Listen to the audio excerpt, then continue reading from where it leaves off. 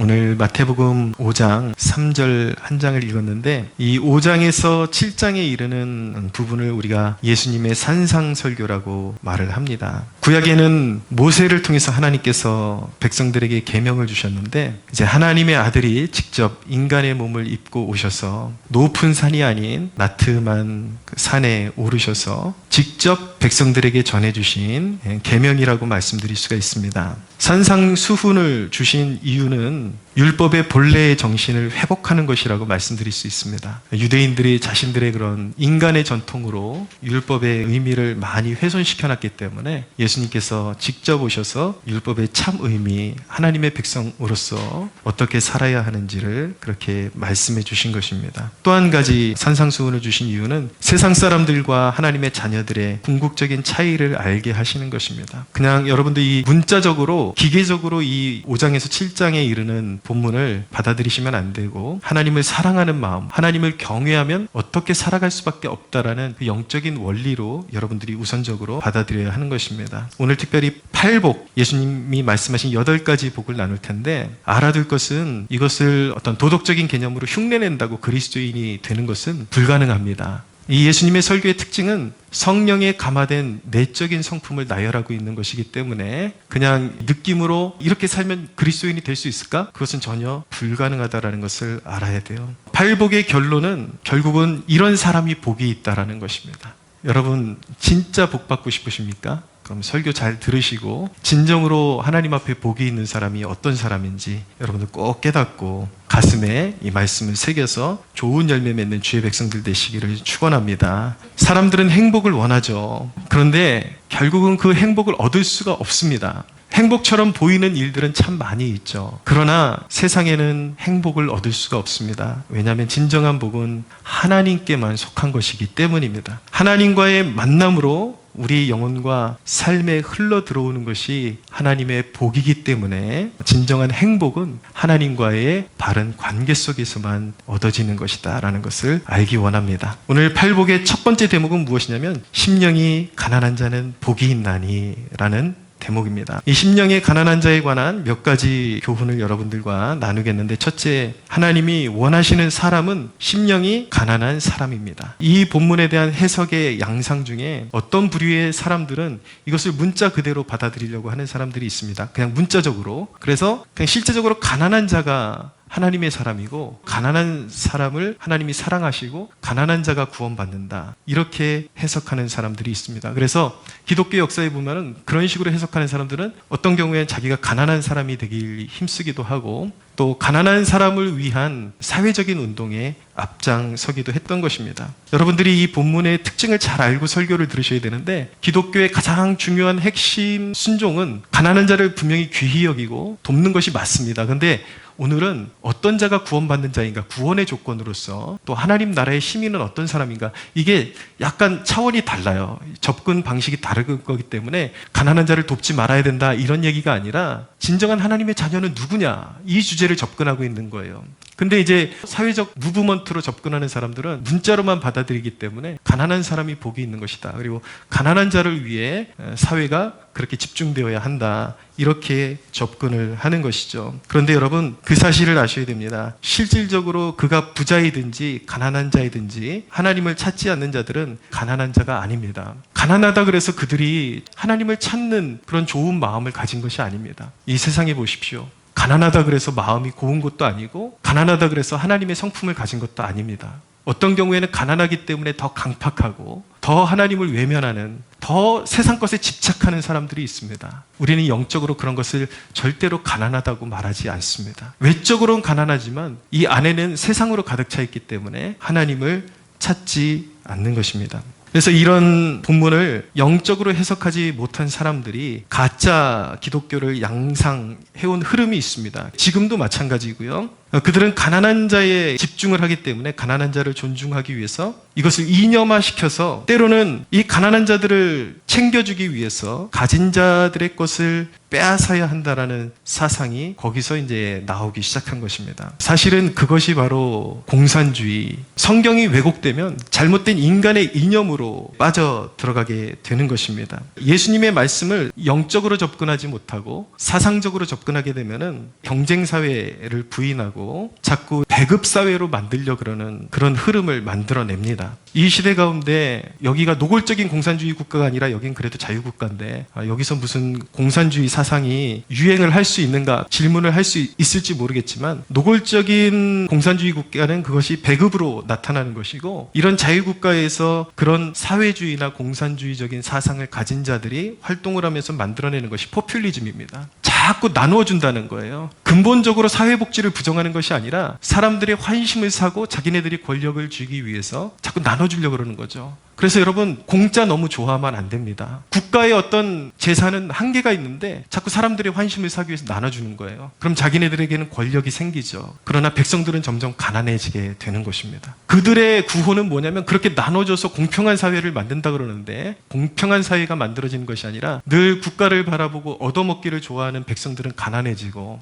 특정 계층들만이 그렇게 나눠주는 위치에 있는 자들만이 부요해지고 권력을 쥐고 비정상적인 그런 사회의 모습을 갖게 되는 것입니다. 그래서 여러분 기독교 정신을 교묘하게 잘못 적용하는 사람들을 굉장히 조심해야 합니다. 가만히 보면은 이런 가짜 기독교 사상들이 이 사회 문화와 그리고 기독교 교계, 종교계와 정치계와 한 덩어리를 이루는 게 너무 신기하다 싶을 정도로 기독교에서 이렇게 잘못된 기독교를 받아들이는 사람들, 신학교에서도 교수님들 가운데 예수님의 말씀을 영적으로 해석하지 못하고 사회운동으로 해석하는 사람들이 학생들에게 그런 식으로 지도를 하고 예수님의 복음을 사회적인 이념으로 탈바꿈하게 되고 그런데 그런 정신을 가진 기독교인들과 오늘날의 진보적인 정치인들과 이 정신세계가 너무나도 잘 맞아 떨어진다는 것을 알게 됩니다. 여러분들이 이것을 잘 연구하면은 이 세상의 그 이면에 어둠의 권세들, 그러니까 사람들의 이념과 사상을 조종하는 그런 어둠의 권세에 의해서 사회 문화와 종교계와 정치계가 한 마음과 한 생각으로 이렇게 결탁이 된다라는 게 놀라울 정도로 싱크로가 된다라는 것을 깨닫게 될 것입니다. 그러나 여러분 그것은 진짜 기독교가 아닌 것입니다.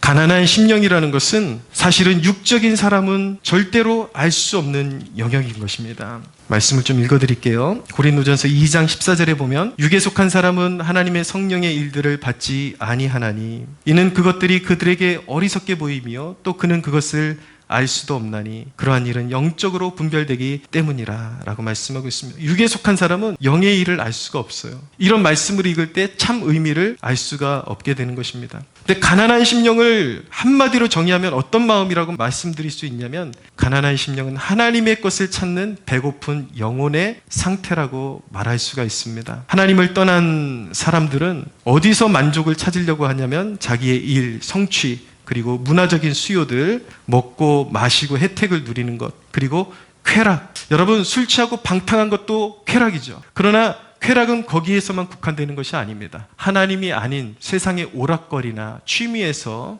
자기의 만족을 찾으려고 하는 것, 그것이 바로 하나님을 떠난 사람들의 특징인 것입니다. 사실 영원을 사모하는 마음은 모든 사람에게 있는 것입니다. 성경이 그것을 말씀하고 있습니다. 하나님 없는 사람들의 마음 가운데도 공허함이라는 게 있죠. 사실은 그 공허함이 사람들은 모르고 있지만 하나님이 계셔야 할 자리인 것입니다. 자기도 모르게 영적인 갈급함을 느끼고 있는 거예요. 공허함을 느끼고 있는 거예요.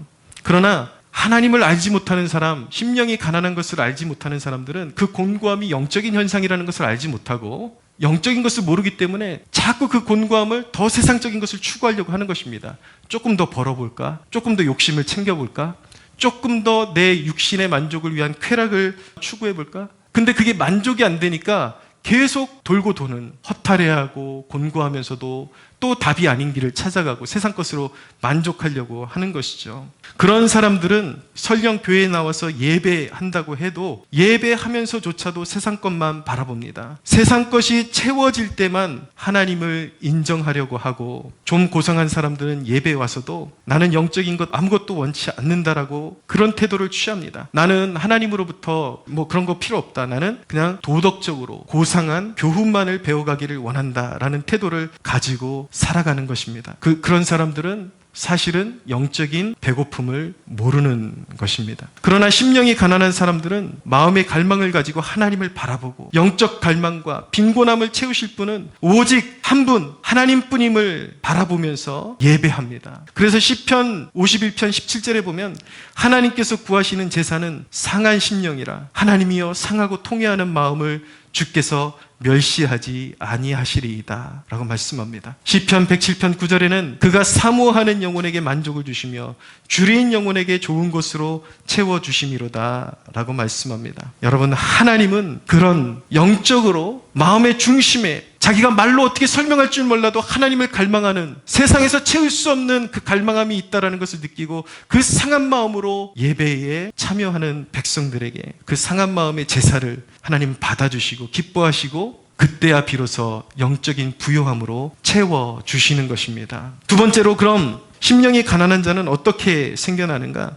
기독교 작가 중에 C.S. 루이스라는 분이 이런 말을 남겼습니다. 고난은 하나님의 음성이 들려오는 확성기다라고 말했습니다. 고난이 무조건 심령을 가난하게 하는 것은 아닙니다. 그렇지만 고난은 하나님이 사랑하시는 백성들에게 찾아가셔서 마음을 가난하게 만드시는 도구인 것은 분명합니다. 고난은 일종의 하나님의 부르심이라고 말씀드릴 수가 있어요. 하나님이 부르시는 소리인 것입니다. 때때로 예상치 못한 그 시간에, 그리고 원치 않은 그 순간에 질병이 찾아오고, 또 때로는 경제적인 어려움이 다가옵니다. 경제적으로 파산하기도 하고, 관계의 위기가 다가오기도 하고, 또 어떤 사람은 세상에서 가진 것으로는 다 넉넉한 것 같은데 정신적인 고난이 찾아오게 되면은 마음이 곤고하기 때문에 먹어도 먹은 것 같지를 않아요. 뭐 먹을 때는 당장은 즐겁죠. 근데 먹고 나도 허탈하고 그 마음의 고뇌를 어떻게 풀어야 할지를 모르는 것입니다. 세상에서는 채워지지 않는 어떤 영적인 곤고함, 허전함을 느끼게 되는 것이죠. 하지만 택함받은 백성들에게 이러한 고난은 축복의 전조 증상인 것입니다. 하나님이 곧 은혜를 베푸실 전조 증상인 것입니다. 성경에 보면 탕자라는 인물이 나와요. 이 탕자는 자기가 가질 소유를 다 가지고 아버지의 품을 떠나면 행복할 줄 알고 아버지께 자기의 권리를 다 요구해서 소유를 가지고 아버지의 품을 떠났습니다. 근데 자기의 소유를 허랑방탕하게 다 날려버리고 나니까 가난해진 거예요. 삶에 기근이 왔습니다. 돼지들이 먹는 쥐염 열매를 먹고 싶어서 찾으려고 해도 얻을 수 없는 그런 빈곤한 상태가 다가오자 탕자의 영혼에 각성이 일어나기 시작하면서 그의 생각에 불현듯 건 무엇이냐면 내 아버지 집에는 얼마나 귀한 것이 많은가라는 이 영적인 원리를 보여주고 있는 것이거든요. 비로소 내 영의 아버지를 찾게 되는 상태를 말하는 것입니다. 축복받은 사람들은 그런 세상의 곤고함이 올 때 영적인 빈곤함을 느끼면서 영의 아버지를 찾게 되는 것입니다. 그것이 바로 영적인 각성인 것입니다. 저도 그랬습니다. 제가 청년 시절 때까지 정신 못 차리고 목사님 가정에서 태어났으니까 예배는 대충 드리긴 드리는데 드리는 둥 만둥 친구들하고 어울려 다니면서 살기 좋아하고 세상적인 내 꿈을 이루기 위해서 하나님은 등한시하고 그렇게 살아가다가 결국은 뭐 운동이 전공이었던 사람인데 다리를 아예 못 쓰게 돼버리니까 얼마나 곤고함이 오는지요. 매일매일 방에 틀어박혀갖고 혼자 울고 내 인생은 끝났다라고 그렇게 생각했을 때에 내 영혼에 그런 어떤 곤고함을 느끼기 시작하면서 비로소 그 상태로 예배에 참석하니까 저도 제 자신이 깜짝 놀란 것은 무엇이냐면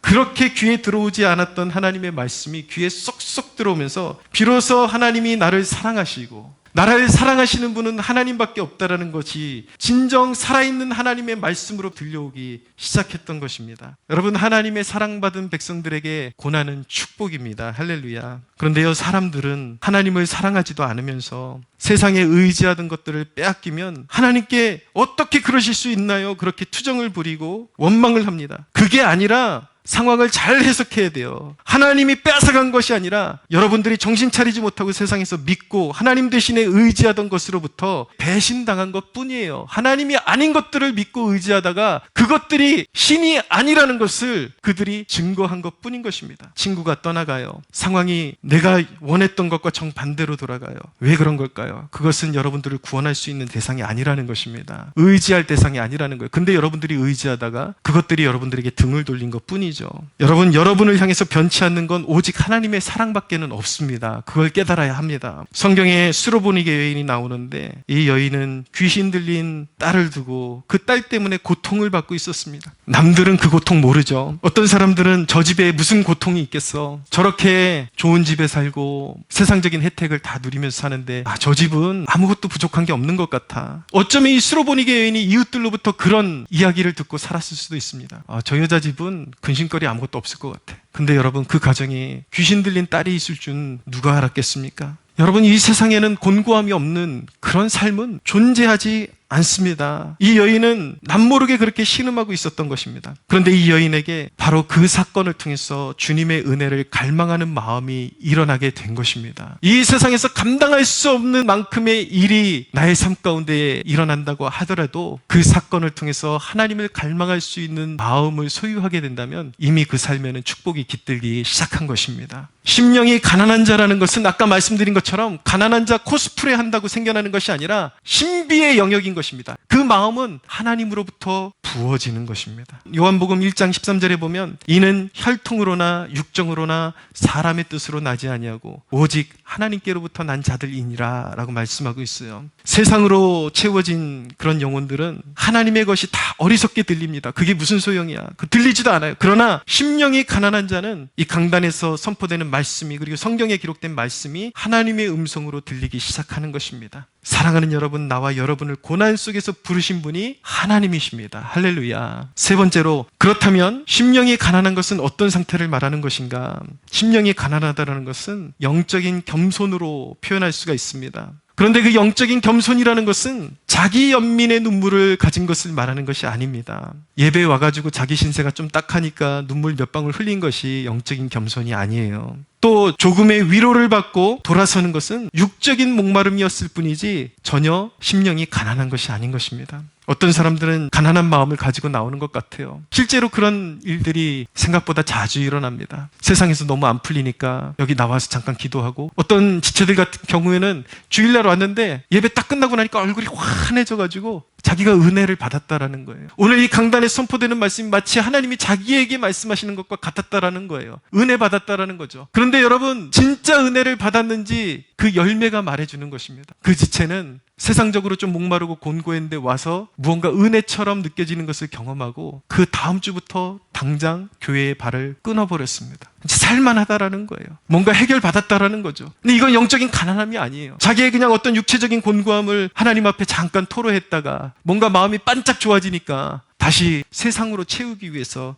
나갔던 것이죠. 영적인 겸손이라는 것은 자기의 개성을 없애고 평범한 사람처럼 인위적으로 노력하는 것도 아닌 것입니다. 어떤 사람은 마치 겸손처럼 보이는 행동을 해요. 뭐만 시키면 나는 못한다, 자격이 없다라고 말하는 이런 무기력한 모습도 사실은 영적인 겸손이 아닙니다. 비교의식에 빠지는 것, 그것은 상대방과 비교해서 나는 정말 잘하는 게 없구나, 그렇게 무너진 마음을 갖는 것이 영적인 겸손은 더더욱 아닌 것입니다. 또 역으로 반대로 어떤 교회는 넌 할 수 있어, 그냥 밑도 끝도 없이 넌 할 수 있어 라고 하는 최면을 걸어주기도 합니다. 그러나 여러분, 그것은 믿음과 거리가 먼 것입니다. 누군가가 그랬습니다. 심령이 가난하다라는 것은 사람 앞에서의 내 모습이 아니라 하나님 앞에선 내 모습을 발견하는 것이라고 말했습니다. 그렇습니다. 심령이 가난하다라는 것은 하나님 앞에 서 있는 내 모습을 진실하게 발견하는 것입니다. 심령이 가난하다라는 것은 이런 것이에요. 내가 하나님이 절대적으로 필요한 존재라는 걸 자각하는 것. 그래서 하나님만이 나를 채워줄 수 있다라는 그 마음의 갈급함이 본능적으로, 영적으로, 신음으로 나타나는 것입니다. 교회 나올 때에 말로 설명할 수 없지만 그런 기대감을 가지고 나오는 영혼들이 있는 거예요. 한 주간을 살아봤는데 세상에서는 나의 영혼을 만족시켜줄 수 있는 그 아무것도 없었고, 정말 이 예배에 생명 걸어야 되겠다, 하나님만이 나를 만족시켜줄 수 있으니 하나님만을 찾아야 되겠다는 그 마음으로, 그 신음하는 마음으로 나오는 사람들이 있습니다. 그것이 바로 영의 갈급함이요 심령의 가난함인 것입니다. 하나님의 용서와 도움이 없이는 가망이 없는 죄인임을 자각하는 것, 그것이 바로 심령의 가난함이요 영적인 겸손인 것입니다. 교회에 와서도 여전히 남 평가하기에 바쁘고 교회들이 성경 말씀대로 살지 않잖아 라고 그렇게 비판이 그 마음 가운데 일어나고 있다면 당신의 영적인 상태는 심령이 가난한 것이 아니라 여전히 자기 의로 채워져 있기 때문에, 세상으로 채워져 있고 자기 것으로 채워져 있기 때문에 하나님의 은혜를 채울 공간이 없는 것입니다. 그런 마음으로는 절대로 은혜를 받을 수가 없어요. 영적으로 가난한 자, 심령이 가난한 자는 자신의 죄됨을 알기 때문에 하나님 앞에 나올 때는 정말 송구한 마음으로, 안타까운 마음으로 나오지만은 그 죄인들을 향하신 하나님의 은혜의 부요함을 깨닫고 나서 기쁨과 감사로 하나님 앞에 나아가는 사람인 것입니다. 그래서 인위적으로 고통스러워하는 모습을 보이는 것이 심령의 가난함이 아니에요. 자신의 죄됨을 깨닫고 하나님의 은혜만이 나의 죄를 사하고 나를 부욕케 하실 수 있다라는 믿음을 가지고 하나님의 용서하심을 믿고 하나님께 감사의 고백을 올려드리는 그 마음이 심령이 가난한 자의 마음인 것입니다. 할렐루야. 그래서 마음이 가난한 사람, 심령이 가난한 사람은 예수 없이는 살 수 없는 거예요. 그리스도께서 나를 위해서 행하신 그 십자가의 사랑을 숙고할 때마다 마음에 감사가 넘쳐날 수밖에 없는 것입니다. 예수님의 희생에 항상 감동이 넘쳐날 수밖에 없는 것입니다. 사랑하는 여러분, 그런 가난한 마음의 소유자가 되시기를 주님의 이름으로 축복합니다. 사도 바울을 보십시오. 세상적으로 볼 때 그만큼 잘난 사람이 어디 있습니까? 가장 유능한 바리새인의 학파에서 공부했고 그는 뛰어난 지식인이었습니다. 그러나 그는 빌립보서에서 고백하기를 그리스도 외의 모든 것을 부인했습니다. 이것이 나를 하나님 앞에 세우는 것이 아니다. 그는 예수님을 만나면서 심령이 가난한 것이 무엇인지를 알게 된 것이죠. 수로보니게 여인은 주님의 그 은혜가 아니고서는 돌아설 수 없다라고 고백했습니다. 예수님께서 이 수로보니게 여인을 얼마나 그 마음을 어렵게 하셨습니까? 자녀들에게 줄 떡을 개들에게 줄 것이 없다라고 그렇게 핀잔을 주시는 듯 했지만 이 여인의 태도를 보십시오. 가난한 마음이라는 것은 이 여인에게서 발견되는 마음입니다. 이 여인이 뭐라고 대답했습니까? 주여, 주님의 말씀이 옳습니다. 그러나 개들도 주인의 상에서 떨어지는 부스러기를 먹나이다. 그 얘기는 뭐예요? 주님의 은혜라면 부스러기라도 좋습니다. 그 부스러기 같은 은혜가 아니면 나는 살 길이 없습니다. 우리 가정에는 소망이 없습니다. 주님의 은혜라면 부스러기만큼이라도 우리의 가정을 고치고 나의 삶을 고치고 내 딸을 고쳐줄 수 있는 충분한 능력이 있음을 믿나이다. 할렐루야. 여러분, 이 갈급함이 있어야 되는 거예요. 영적인 겸손은 예전에 내가 주장하던 것들을 다 내려놓는 것입니다. 그리고 오직 주님과 주님의 것으로만 채워지기를 원하는 그런 내적인 갈급함인 것입니다. 하나님은 바로 이것을 주시기 위해서 때때로 이전의 삶을 완전히 무너뜨리십니다. 그래서 갑자기 생활에 어려움이 오기도 하고 어떤 내 가치관에 붕괴가 오기도 하고 그런 것이 찾아오죠. 그러나 여러분, 그런 고통이 여러분들의 삶에 찾아왔습니까? 염려하지 말고 하나님께로 나오십시오. 세상에서 무너진 것 하나님께서 하늘의 충만한 은혜로 채워주실 것입니다. 영적인 곤고함과 두려움이 오는 것도 하나님의 역사입니다. 하나님은 그러한 두려움을 통해서 세상에서 넘어지고 실패한 것 같고 그런 상황을 통해서 어떤 두려움을 느끼게 해주셔서 구원이 필요함을 알게 하시는 것입니다. 세상의 모든 것을 잃은 것 같고 부질없어 보인다면 사랑하는 여러분, 하나님의 사랑은 세상 것과 같지 않습니다. 항상 넉넉합니다. 죄인들을 향한 하나님의 사랑은 항상 부유하고 넉넉합니다. 할렐루야. 하나님의 사랑을 믿음으로 받아들이십시오. 그런 세상에서 내 삶이 무너지는 것 아니야? 나 이러다가 어떻게 되는 것 아니야? 그 성경에서 무서워하는 종의 영, 나 이러다가 내 영혼 멸망하는 거 아니야? 그 상태에 머물러 있지 말고 하나님의 사랑을 받아서 양자의 마음을 소유하는 축복 누리시기를 바랍니다. 그래서 성령의 역사인 것입니다. 로마서 8장 15절에 말씀합니다. 너희는 다시 무서워하는 종의 영을 받지 아니하고 양자의 영을 받았으므로 우리가 아빠 아버지라고 부르짖느니라 라고 말씀하고 있어요. 하나님이 사랑하시는 백성들에게 세상에서 실패하고 아니면 나의 죄된 모습 때문에 두려워하는 마음이 오는 것, 그것도 성령께서 행하시는 일이라고 말씀하고 있어요. 그러나 거기서는 멈춰서는 안 되는 것입니다. 하나님께 마음을 열고 그 죄인들을 용서하기를 원하시고 하늘의 풍족한 은혜로 담아주시기를 원하시는 하나님의 약속의 말씀을 믿으십시오. 할렐루야. 그때 여러분들은 하나님의 자녀의 풍성함을 누리게 될 것입니다. 하나님은 갈급한 영혼들, 배고픈 영혼들을 위해서 항상 영원한 것들을 풍성하게 준비해놓고 기다리고 계심을 믿으시기 바랍니다. 심령이 가난한 자가 복이 있는 이유는 오늘 말씀의 말미에 천국이 그들의 것이기 때문입니다. 심령이 가난한 사람은 누구인가 위의 것을 찾는 사람입니다. 사람입니다. 천국을 소유한 사람입니다. 여러분, 천국은 영적으로 우리 마음에 믿는 자들 안에 이미 임해 있는 것이기도 하고 마지막 날에 물리적으로 하나님께서 예비하신 새 예루살렘을 받는 것이기도 합니다. 천국은 우리 안에 실제하는 것이고 또 앞으로 우리에게 실제로 하나님으로부터 받을 선물이기도 한 것입니다. 천국은 우리 믿는 자들에게 너무 소중한 유산인 것입니다. 천국이 없다면 잘 생각해 보세요. 여러분들의 지금의 노력, 여러분들의 모든 누리는 그 모든 삶이 헛된 것입니다. 예수님께서 말씀하셨잖아요. 너희가 천하를 얻을지라도 너희 목숨을 잃는다면 너희에게 무엇이 유익하겠느냐. 여러분, 이 세상에서 모든 것을 다 가졌는데, 다 누리고 높은 자리도 올라봤는데 그 마지막이 영생이 없고 그 마지막이 영원한 고통이요 지옥의 심판이라면, 형벌이라면 과연 무엇이 유익한 것입니까? 여러분, 결국은 끝이 잘 돼야 진짜 잘 되는 것입니다. 할렐루야. 그렇기 때문에 천국을 소유하는 것이 생명처럼 소중한 것입니다. 천국을 소유하셨습니까? 여러분이 심령이 가난한 사람임을 알게 된다면 삶이 많이 변할 것입니다. 비로소 무의미한 것들에 집착하지 않고 하나님을 더 알아가고 싶어하고 하나님과 동행하는 기쁨을 더 추구하게 될 것입니다. 여러분들 가운데 그 심령이 가난하다는 것이 나랑 무슨 상관이야? 이런 생각이 든다면 당신은 영적으로 아직 버림받은 상태에 있는 사람인 것입니다. 사랑하는 여러분, 정말 행복을 누리면서 살고 싶으십니까? 가난한 심령을 소유하고 싶으십니까? 그러면 여러분 잘 들으십시오. 하나님 앞에 이렇게 고백하십시오. 하나님은 구하는 자에게 그 구하는 것을 주신다라고 약속하셨습니다. 할렐루야. 여러분, 가난한 심령을 소유하기를 원한다면 이렇게 고백하십시오. 하나님, 세상이 날 채워주지 못합니다. 내게는 당신의 은혜가 필요합니다. 십자가를 통해 보여주신 당신의 사랑 알게 하시고 내 마음에 와주시옵소서. 나의 비인 마음을 채워주시고 내가 심령이 가난한 자임을 알게 하여 주시옵소서. 여러분, 그렇게 고백하십시오. 하나님 나라는 구하는 것입니다. 하나님 약속하셨습니다. 구하라, 찾으라, 두드리라 약속하셨습니다. 구하는 자에게 주시겠다라고 약속하셨습니다. 할렐루야. 여러분 잘 들으십시오. 심령이 가난한 것을 느끼느냐, 이것을 못 느끼느냐는 영생과 영원한 죽음의 차이인 것입니다. 선택권이 아니에요. 교회에 왜 나오셨습니까? 여러분, 오늘 하나님께서 여러분들의 가난한 마음을 부어주기를 원하십니다. 제발 마음을 열고 하나님 앞으로 나오십시오. 세상에서 채워지지 않는 것들을 하나님 채워주십시오. 하나님, 세상이 모르는 것들을 내가 알게 하시고 채워주시옵소서. 여러분, 그 마음을 소유할 수 있는 여러분들 되시기를 바랍니다. 여러분에게 가난한 마음을 주신 하나님께 감사하십시오. 하나님의 은혜만을 구하는 겸비한 마음을 가지십시오. 그러면 한 주 한 주 나오는 여러분들의 예배가 달라질 것입니다. 여러분들이 그 가난한 마음을 가지고 하나님 앞에 나온다면 흡족한 은혜를 여러분들에게 부어주실 것입니다. 할렐루야.